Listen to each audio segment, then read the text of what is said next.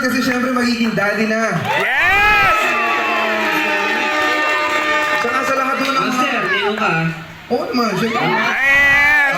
Ako magtuturo kumanta sa ano. May pangalan na ba? May naisip na ba kayo pangalan? Bumali kayo lang! SK din.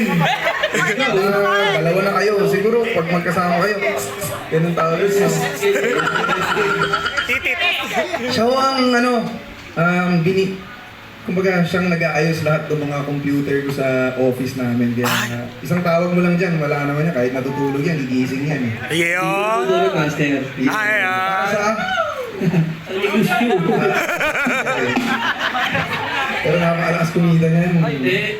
Dati, hindi, ito legit to talaga. Sa Mami, Daddy, ganina, nasa si Mami, nasa si Daddy. Mami, Daddy, ang dami kong natalo sa kanya.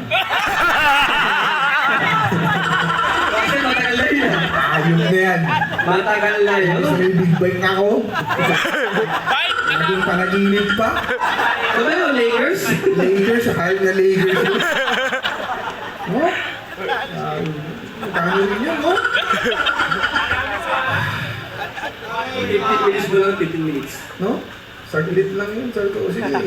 Ano siya? Hindi, sumabay ka na sa akin. Surwing ko. Master, ikaw pinapipili ko.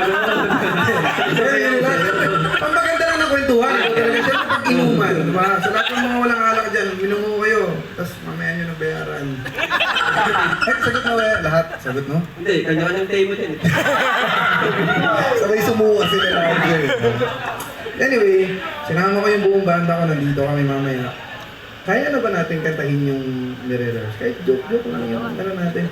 Kaya na. Kaya na. Kaya na!